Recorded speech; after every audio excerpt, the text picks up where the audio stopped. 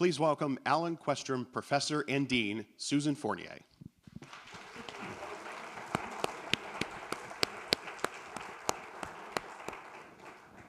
I am so honored and so proud and so humbled to welcome you to a conversation with Dr. Ravi K. Mehrotra, who has endowed the Signature Institute, the Ravi K. Mehrotra Institute for Business Markets and Society at Questrom School of Business.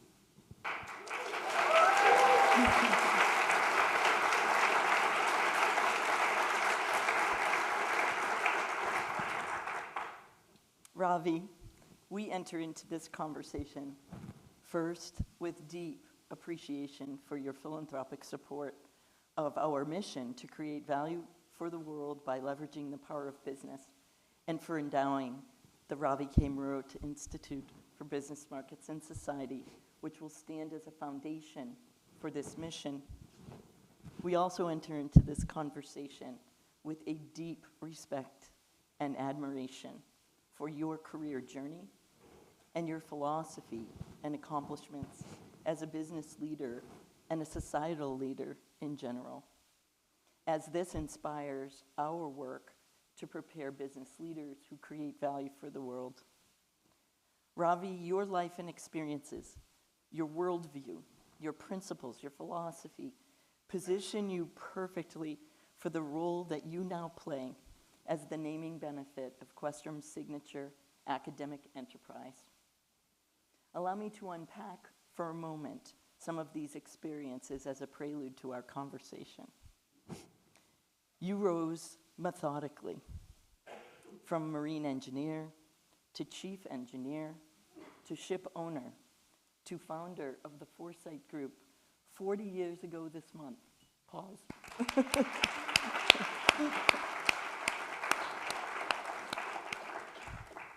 A leader of a diversified global business enterprise with a $50 billion growth goal to mark its 100th year anniversary in 2084. So please join me back on this stage that time.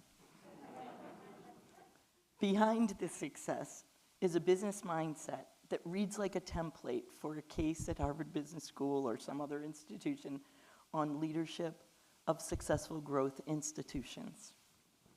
A startup mentality, despite the developmental phase of the company at any given time.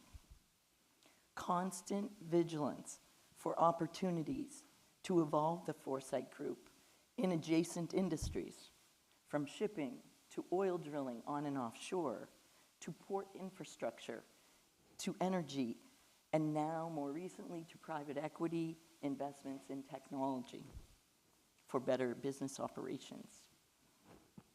You have a capacity for key consumer and market insights that present growth opportunities for the prepared mind.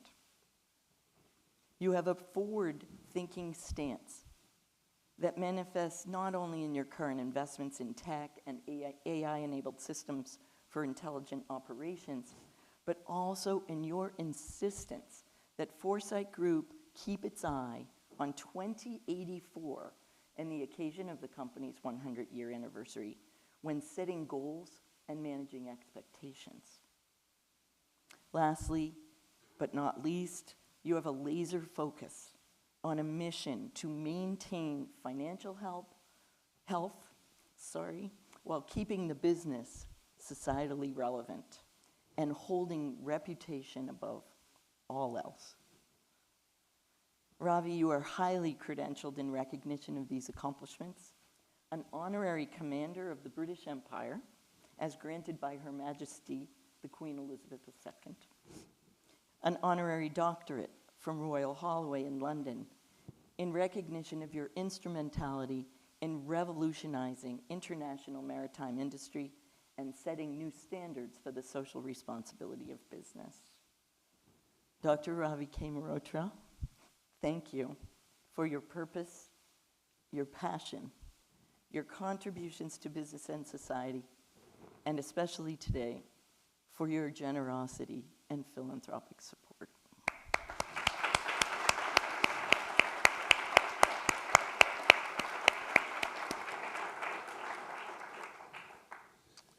So, Susan, good morning. I accepted, but I don't deserve what you said just now. Definitely. It is far beyond the reality. So, thank you. If you permit me, if I can, generally I speak extempore, but if you permit me to initiate, before you put questions, can I take few minutes? Absolutely. Thank We think you. that's a good idea. Because I want people to understand very clearly what I want Institute to achieve in the future. Honorable guests, dear friends, ladies and gentlemen, thank you for honoring us with your presence on this big day, at least for us. Heartfelt thanks to the Boston University for this honor and the opportunity to have my modest contribution to building educated and informed societies for the benefit of societies themselves. Clear? I was born into a family where education was on a very high pedestal. My parents were both teachers and always highlighted the paramount importance of education for building strong and developed societies. Mahatma Gandhi rightly said that an education which does not teach us to discriminate between good and bad, to assimilate the one and eschew the other, is a misnomer for education. Knowledge empowers you to not just follow, but to create, assess, and finally make our own choices. Founding fathers of USA, while establishing the Constitution of the America, of the country, Constitution of the country opted for capitalist system of economy. Why, one may ask? Did they make their independence from the UK imperialism to choose capitalism?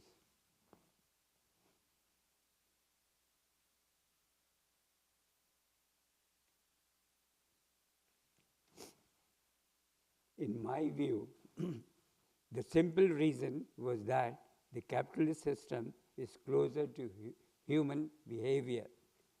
By this, I mean the constant striving of humans to protect their families and their needs, which is quite normal, really the Darwinian principle of survival of the fittest. Well, no system so far created by humans is perfect. They keep being adjusted as people progress and their thinking also changes. Humans do not and cannot live in isolation. As most of the living creatures, and when you are in society, it will generate greed, and once the greed is there, it is only external forces that can control it. Unchecked greed will lead to the development of the egos. I just remembered a story. A young man decided to open a lemonade stand on one summer to make some extra cash, like my grandson. Business was slow at first until his neighbors a savvy businessman came by and offered some advice. Why not offer a premium lemonade? The neighbor suggested. Charge twice as much for organic lemonade and add a dash of mint in it. Intrigued, the young man followed the advice. Soon enough, his little stand was booming. Customers were lining up, and he was making a fortune selling premium lemonade at double the price. Then, this is capitalism. Then his younger brother, sensing an opportunity, opened his own lemonade stand right across him.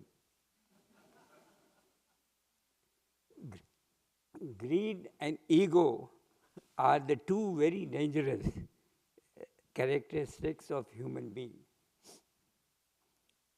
For societies to develop, they must develop assessing and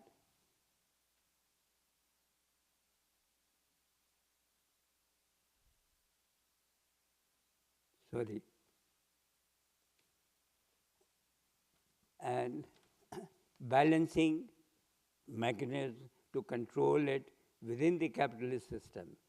And this is what is required to control within the democratic capitalist system. In Foresight Group, which is my group, when we decided to celebrate the group's centenary, we tried to completely remove these two elements from our operations and confidently steered towards forward to be relevant to society and its needs while keeping the group profitable at all the times. Thank you very much. Ravi Mehrotra. I hope I didn't want to do extempore here because the meaning may have been lost, you know. So, yeah. Beautifully said, referencing the foundations of democracy as well as our belief in a market system, and quoting from philosophical luminaries to support your point of view and your accomplishments in philosophy that have manifest in your company. We're really humbled. Thank you. Those are beautiful words. So Ravi, I have a few questions for you, and you asked me early this morning if it was going to be an exam, and I said no. Sorry, she told me she will give me in advance few questions, and I'm still waiting for them. We need to check on the supply chain on that one. I don't know where they are.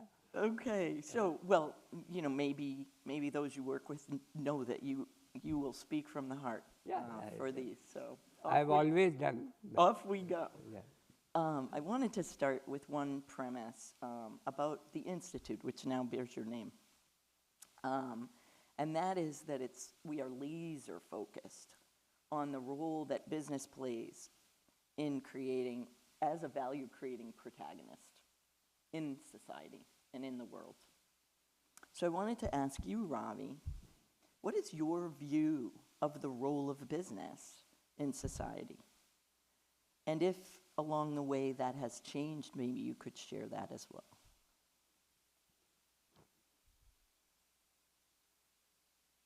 You have asked me a very tough question. But the main point is human beings have to be kept busy. If they are not, they will destroy the society. They have to be always kept busy. And any system which does not use your behavior DNAs, like working for your family, betterment for future, and day after future, and also to their generations. And that is a human tact. and we must support that. Then only we can do something good. Only thing, humans have the, as I mentioned in my opening remark, humans have the greed and ego. And it's natural, so one should not feel ashamed if they have this. It is the society which has to control, and this is where you must appreciate and must praise the forefathers of the American dream. They ensured that they were more philanthropic than today's capitalist system. The America is built because they created by philanthropy, the safety net. If you try to make a safety net by the government ruling, it is definitely going to fail, because people will be involved in it who have no clue what they are doing. So it is the system which has to develop that. I don't know whether I have answered your question or not. Fabulous parts to the answer there. So to recap some of it, one piece of the role of business is to channel prosperity, both for individuals, for their families, for their futures, and for societies as a whole. Yeah. And another role of business is to provide some kind of a safety net mechanism. True. That helps to balance other forces, yes, to propel us forward into that. So this issue that you start to raise about greed, potential interventions of the ego, there was a discussion early on in our conversations when we were just starting to germinate an idea for this institute, and we had a graphic. And the graphic was a depiction of an out-of-balance balance scale. And on one side of the graphic, it portrayed the contributions, praise, potential of business, with some of the things that are mentioned here: prosperity, solving societal challenges, perhaps even at a very grand scale, helping to resolve big societal challenges. But the other side was criticism of business. And in there, greed, potential social inequity, and misuses of power, for example. That insight was a catalyst in what became our evolving conception to right that balance, particularly as a business school, which has as its mission the intent to fully realize and harness that power of business in the right way, as a force for prosperity and growth. I remember showing you that graphic, and I remember you pounding the table and saying, "This is it. This is it."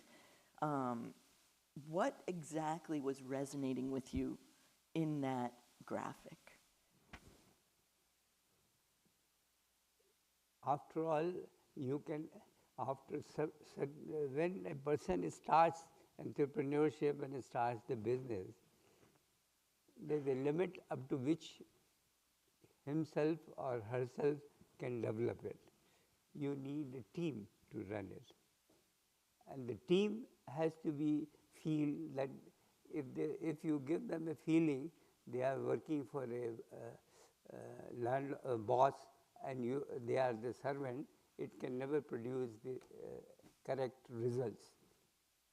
They have to feel they are part of you.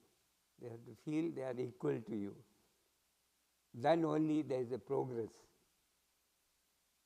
The moment you say you are making, I am employing you to make money for me, it's bound to get failed at some stage. It is bound to get failed, no matter who is there. There has to be something, a higher purpose for which that person will work and contribute its might. And that is what, once they know, it is for some purpose. And that is where the society comes into picture. That's my view. I don't know whether I'm right or wrong. So this notion of balance is manifesting then in this attempt to balance financial success on one hand and societal impact on another, perhaps to give weight and attention equally or at least equitably to shareholders, employees, consumers, customers, society at large. But that's a very complicated set of trade-offs, perhaps. It's a very complicated calculus. Or maybe it isn't. You know, you're in some industries, shipping, oil drilling, that face unique challenges from employee relations, geopolitical tensions, concerns about sustainability of resources, climate change. Is it simple to hold this philosophy at the intersection of business and society? Is it that easy to just pick one or the other? How does this manifest? You see, the pure capitalist system takes into basis that I am the only intelligent, rest all are below, like a servant, as it was an imperialism system. And today's modern world, when the IQ of every person in the world is much higher than what it was, it's not because you are learning, it's because of the nature's gravitational force, which is opening more closed walls, non-written walls in your mind. That is how our intelligence is much higher compared to our parents, grandparents, and others, if you compare. So if they are intelligent, they are not going to serve someone. After some time, they feel, why should I work for you? As I read out that his brother started another laminate shop opposite to him. That is what exactly will happen. So there is no closed businesses. It's only small businesses, and the society will not develop. You need a partnership to develop it into something which will maintain the leadership, leading in the industry, and will generate profitability for you. Ultimately, consumer is the public. And if consumer has to feel that they are getting a good return out of this, then they are going to invest in it. If they feel there is no return on it, will you buy it? No, you will not buy it. So this is where it is very important to develop as a team. And the team has to feel they are equal. And equal means they have to also will get some sort of, the concept was started in America, share handing over. But that leaves the second and third generation, the shares are in the hands which are not connected with the industry. It doesn't work. So you have to create that they are party in it, they are making, till the day they are contributing. Then the others take over. That's my view. I don't know. So a successful business balances this tension by satisfying employees, customers, inherently. So it's inherently in balance when it works well. Yeah. Very true. If you have a very satisfied and not satisfied, very happy employees, they produce more. They only create the market for you to, for your product to be consumed by that. Then the word goes around, and the moment they feel the product of this company is good, people buy that. After all, how Apple became so big? There were so many other mobile phones. Why they didn't go? They created what was the people needed. And this is how they became. No one could have thought few years back that you can create a $1 trillion company. And not only 1 trillion, there are 3.1 or 2, I don't know how much. My grandson will tell how much it is. So this is where it is, that's the team effort. Team effort. And everyone feels they are part of it, what they are developing. Which you have done beautifully as a leader. Ravi, Foresight Group does live in an incredibly complicated, integrated, interdependent global market where success depends on building government relations across nations, complying with and ideally informing a myriad of policies and regulations, again, in multiple nations, and navigating geopolitics, which loom very heavy in shipping and energy markets, managing the market volatilities across all of these domains, and balancing risks across all of these nations. The Ravi K. Mehrotra Institute, as does you, has a goal to prepare future leaders who can leverage this power of business across the world. I'd like to ask you from your perspective if you could name 1, 2, or 3 leadership qualities, capacities, skills, talents that are required to navigate that complexity of the global interconnected world of business. Slowly, Susan, you're becoming complicated. I'm glad it's slowly. You lured me in, and now you are to answer here, to create a complicated group, you ask Foresight with different part of it. I must give credit to my wife.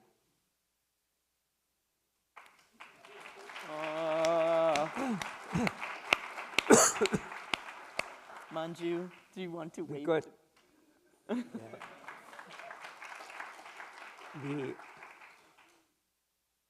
you have to watch them. You don't have to interfere. If you interfere, it is at your risk. So you have to watch them. Okay. That's again natural expertise they have is to deal multiple items, because one side is husband, other side is children, her own children, and the third is the job, and fourth is she has to ensure it is available for tomorrow and day after also. So they are multiple task masters. And when I watched her, I felt the leader of today must have that capability. If it doesn't have, it is not going to do anything good. That multiple tasking is the basis for the leaders of the industry to grow. Right? So anyone who tries to, in our group, tries to become on the senior management, slowly has to learn to do the tasking. How could I expect anyone, my managers, to be multiple tasking without giving them the opportunity? That is how I created the complicated. And our logo is very clear. It is the world, is the oyster. Anything, anywhere, we'll try to do. We have the best expertise to gather it around it and develop it. So this is the multitasking for senior management is very important for a world capitalist to succeed. That's my answer. I don't know whether it's right or wrong. Thank you so much. I have one final question, and it is to the leadership in the room, and maybe we could have people who are involved in the initiatives of the Mehrotra Institute. We have many work streams. We have an educational mission. We have a research mission. We have a dialogue mission. If you could stand and just be recognized.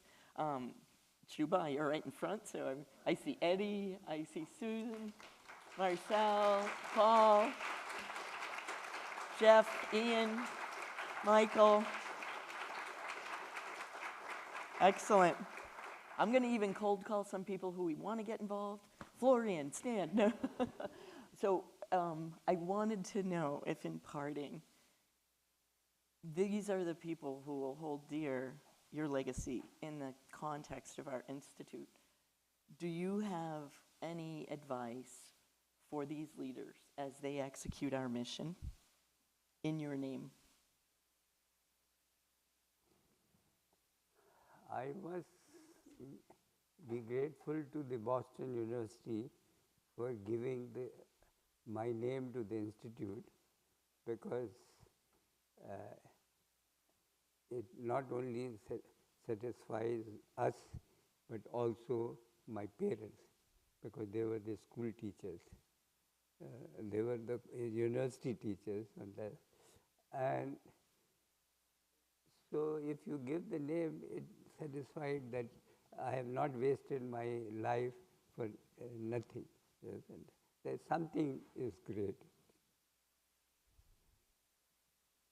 But I cannot give advice to my faculty staff, because they are more learned than me.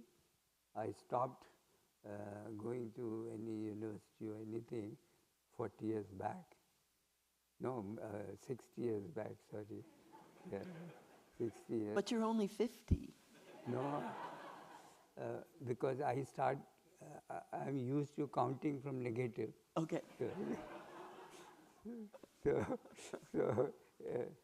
So that people cannot understand my age. But the fact is, I passed out from the Marine Engineering College in 1964.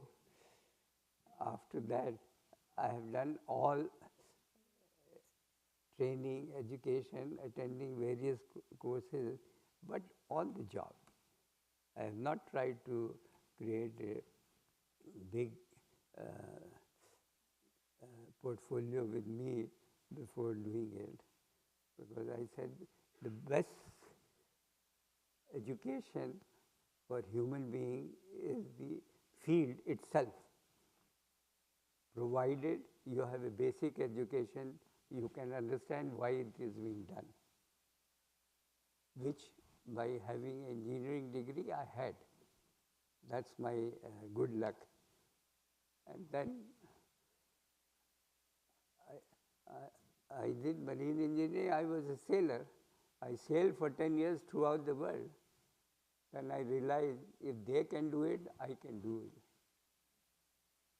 And that is what, if I can do it, that is what has reached to this position today, Foresight Group. And I only selected the logo of the group as the world is an oyster for us. We will never say in the group that we cannot do that. Because you have to rise with the occasion. I don't want Foresight to become Kodak Films of this world, the last decade. They are missing today from the scene. Whereas every corner was a Kodak film store, or even the roadside selling is the Kodak films. Today you don't see anywhere. So I don't want the group to become that. Then what is the use of feeling that it should survive centenary in 2084 and celebrate that centenary? It has to be relevant to society. That is where the concept came in my mind, that we must do to adjust the flow of the society. And that is how the concept came, and I put as a directive to the group. And we will accept that directive in the Institute Yeah. to do what we can do and what we should do to harness the power of business to create value in your memory. Thank you so much, Ravi. Thank you very much. Thank you very much. Thank you. Okay, we have a couple of questions from the group that we'd like to pose. Mr. Mehrotra, do you believe that business organizations should be advocates for societal good and public interest? In a polarized society, how would businesses determine what issues to address and what positions to take? Can you repeat the question? Do you believe that businesses should be advocates for societal good? Should we be advocacy oriented? And if so, how do we decide what issues to be advocates for? If I've understood the question, yes, it is important that you must know what is good for the society, because if there is no consumer, then no matter what you do, you may produce the best in the world, nobody is going to consume it. So you need the society to accept you. Then the quality and all is your team comes. So I take back the example of Apple. They were not the first one. They saw the public has accepted the something pocket to do all the work, and instead of running to office or home to contact the person or whatever it is, they saw the need and they developed on it, then imagining what society will actually like to have, and that is what they developed it. It's a case and a study. You have to see. Okay, as I mentioned in my anecdote, that the brother has opened another laminate shop in front of his successful laminate shop. That will come, and that will also happen to Apple. But then it is your team which will decide how to maintain the lead. That's my question. I don't know whether I've replied it or not. So being societally relevant will give you a gauge for what to provide that society needs, Yes. which is a different take on an advocacy issue. It's trying to zero in, recognizing that sometimes these issues are highly polarized, which makes the discipline of marketing and consumer behavior especially important, because this is where we partly, and strategy, determine what those needs are. So thank you. Okay, last question. This is a great one too. You're the leader of a multinational group. How do you factor in or not factor in the geopolitical risks of the countries, territories, and regions that you're working in?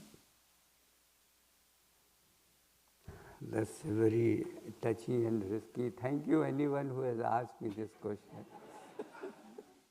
It's a very difficult to answer. I don't know whether you all know the Pareto principle, 80-20. Am I right? You all know, or I explain. He observed this Pareto, the Italian philosopher, the persons take the sheep for grazing, and 80% follow the normal what he takes them, and it's the balance 20% which are going this way, that way, and he has to control them so that they do that. That's the Pareto, 80-20.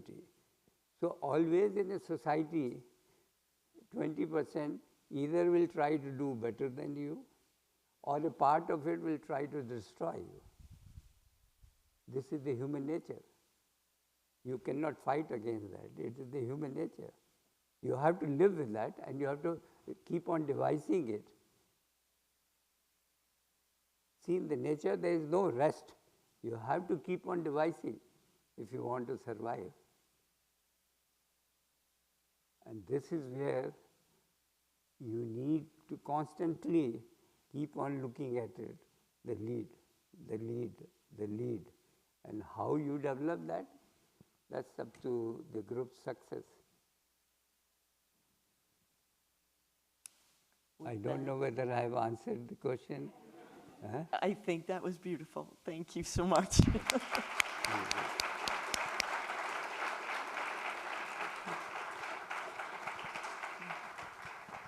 Ravi K. Mehrotra.